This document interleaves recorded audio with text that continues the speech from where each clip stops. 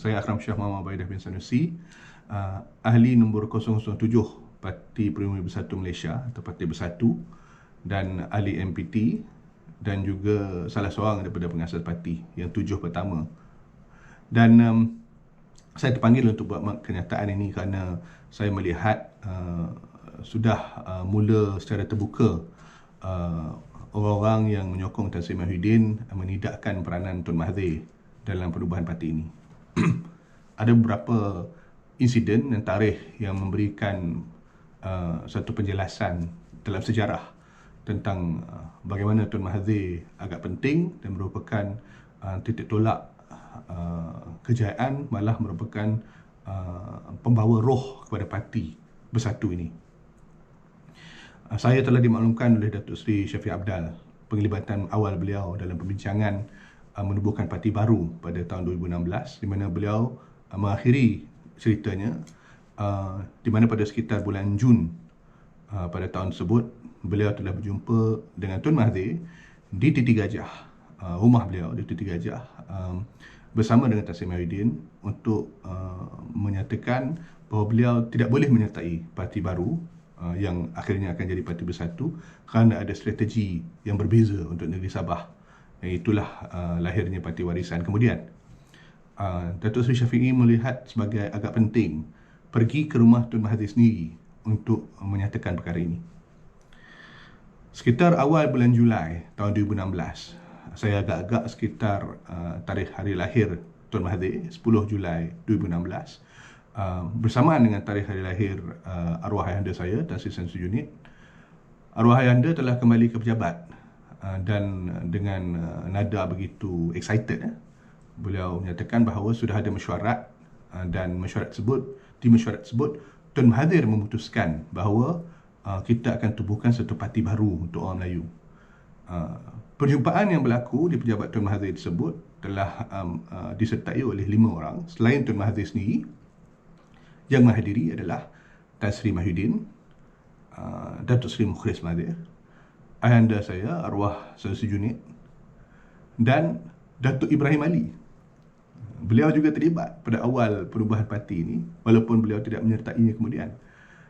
Malah inilah mungkin dapat kita jelaskan kenapa ramai tokoh-tokoh daripada NGO-nya perkasa menyertai kita, termasuklah pengurusi Pulau Pinang yang Datuk Ira Marzuki Yahya, dan Meja Anwar Hamid, Timbalan Pengurusi Bersatu kemudian, saudara ABY yang terkenal dengan laungan hidup Tunnya yang merupakan pengurusi perkasa Selangor pada masa itu.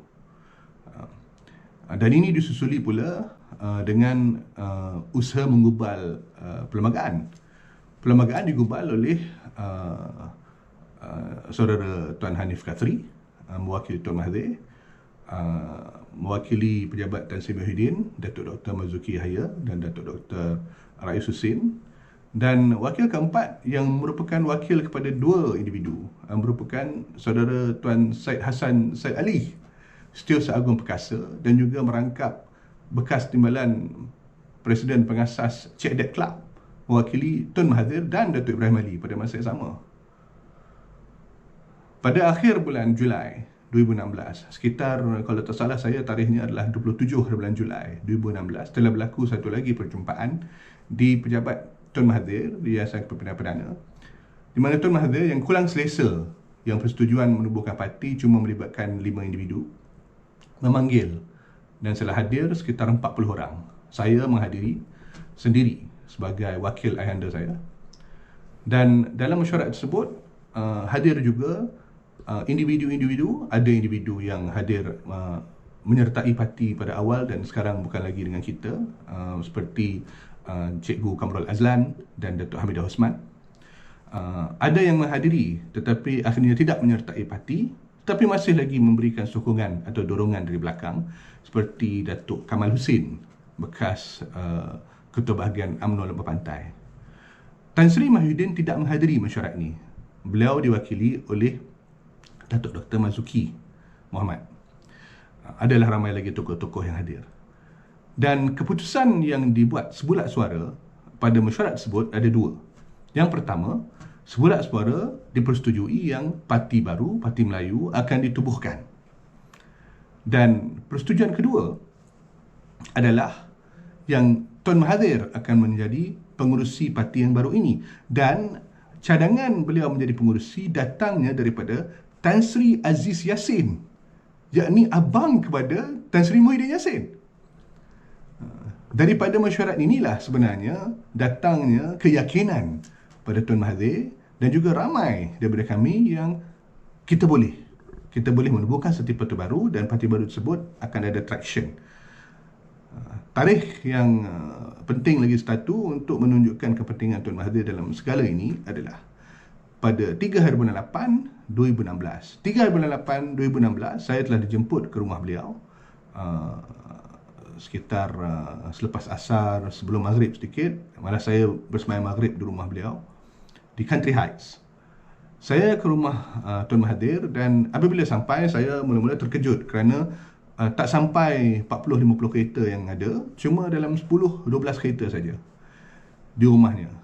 Bila saya masuk ke dalam, orang pertama saya ketemu adalah Datuk Khairuddin Abu Hassan, yang terkenal dengan usahanya membuktikan kes wang ADB sehingga akhirnya diheret ke penjara kerana sosma dan sebagainya. Pengorbanannya begitu tinggi. Datuk Khairuddin telah menerpa saya, mendakap saya dan telah bercakap, terima kasih Akram kerana menggantikan abang. Rupa-rupanya beliau sepatutnya menjadi adik ke-7 pengasas parti. Pengasas parti merupakan Tun Mahathir, Tan Sri Muhyiddin, Datuk Seri Mukhris, Puan Anina Sa'aduddin, Cikgu Kamrul Azlan, Saudara Syed Saddiq, dan saya. Dan tempat saya itu sebenarnya sepatutnya Datuk Khairuddin Abu Hassan tempatnya. Cuma masalahnya beliau ada kes sosma. Jadi dikhawatiri kalau beliau masuk sebagai pengasas tidak dapat diluluskan oleh ROS. Jadi akhirnya kita mengisi borang dan menandatangani borang. Malah kita meminda sedikit cadangan perlembagaan. Pada hari tersebut yang dicadangkan sebagai slogan parti merupakan bersatu, beramanah, berintegriti. Saya dan Cikgu Kamrul Azlan menyokong telah mencadangkan perubahan slogan tersebut kepada bersatu, beramanah, bermaruah. Itu perubahan terakhir yang kita laksanakan sebelum kita bersetuju untuk menandatangani dokumen-dokumen perubahan parti dan menyetujui yang kita nak submit perlembagaan yang dicadangkan. Dan dilaksanakan perkara tersebut di rumah Tun Mahathir di Country Heights. Jadi macam mana nak katakan Tun Mahathir tak terlibat daripada awal?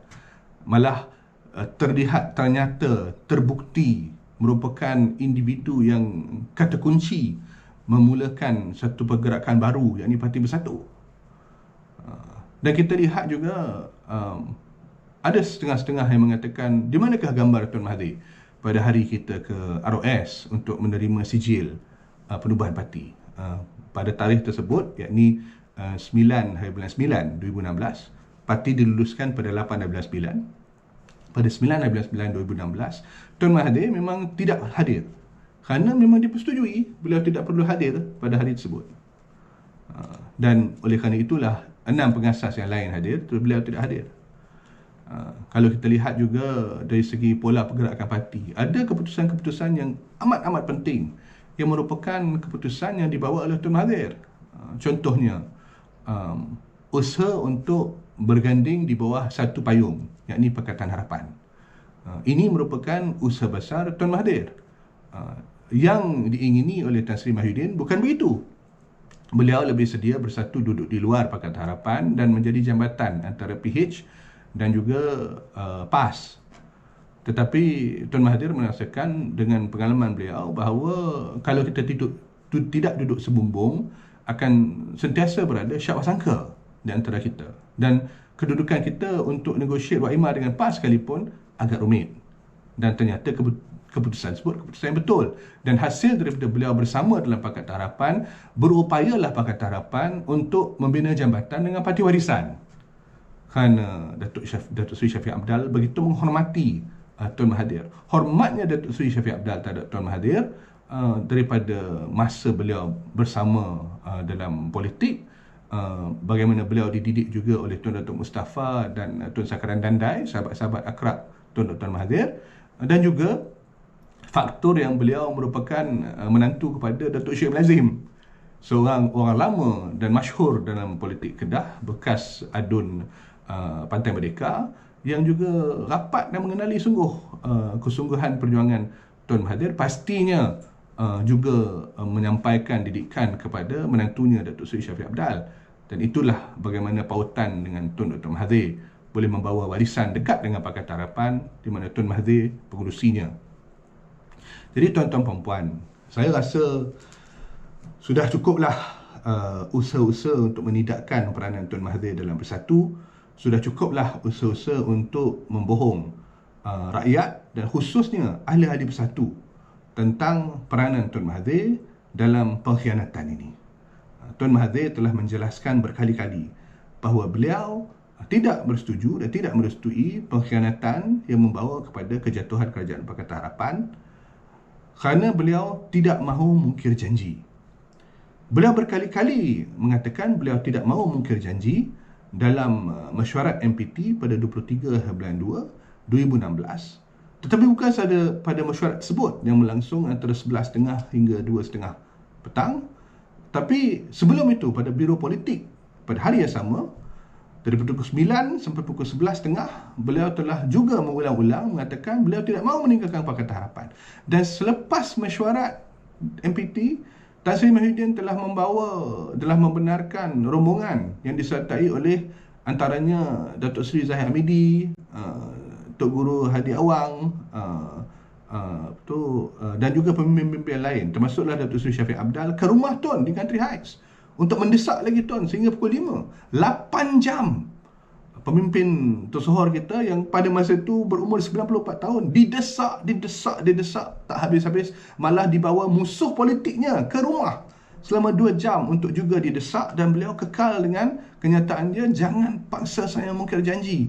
Dan beliau tidak terlibat dalam pengkhianatan, tidak menghadap Yang Agung, tidak menyertai Sheraton Move, dan apabila diderhakai pada Sheraton Move, beliau telah meletakkan jawatan esok paginya tanpa memberitahu sesiapa pun, sehinggalah menghadap Yang Agung.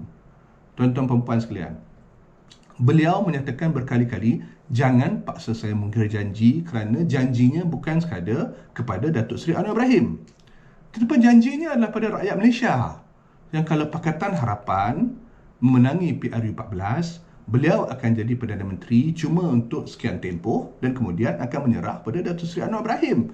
Beliau sebagai seorang pemimpin Melayu Islam, dan beliau menyadari di umurnya, kalau beliau mungkir janji dengan Datuk Seri Anwar Ibrahim dah cukup buruk, tetapi kalau mungkir janji kepada berbelas juta rakyat Malaysia yang pergi mengundi pada hari itu, yang ramai mengundi sehingga Pakatan Harapan dapat memenangi Putrajaya, beliau terpaksa mencari berbelas juta insan di Padang Mahsyar nanti untuk mohon maaf kerana mungkir janji.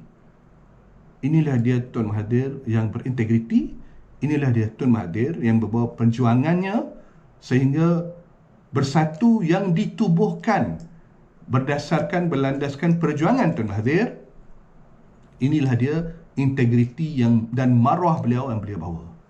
Jadi saya harap dalam pertelingkahan politik yang ada sekarang, tolonglah jangan tidakkan sumbangan beliau dalam perjuangan ini, apa-apa pun motif politik kita. Dan saya nasihatkan tokoh-tokoh yang terkini yang saya tahu, Pak Wan, ingatlah dalam beliau ingin mengekalkan kuasa politik beliau, ingatlah siapa yang membuka pintu untuk beliau mula dikenali oleh rakyat Malaysia sendiri. Itu bukannya, kita tidak meniadakan yang peranan Tan Sri Mahyudin sebagai sahabat golf beliau membuka pintunya separuh, tapi Tun Mahathir membuka pintunya sepenuhnya apabila memilih beliau menjadi ahli kabinet. Ini juga saya rasa saranan dan nasihat yang sesuai untuk semua kita, ahli-ahli Bersatu, yang dalam tempoh pertelingkahan ini perlu mengingat bahawa kita bukannya menyokong individunya saja, kita menyokong satu perjuangan yang murni, satu perjuangan yang bersatu, beramanah dan memarwah. Dan saya harap mana-mana yang tergerak hati untuk menyertai beramai-ramai, kita tunggulah penubuhan parti baru oleh Tun Mahathir, dan kita akan menyertai dan meneruskan perjuangan kita bersama dalam wadah baru tersebut. insya-Allah. Sekian, wabillahi taufiq wal hidayah. Assalamualaikum warahmatullahi wabarakatuh.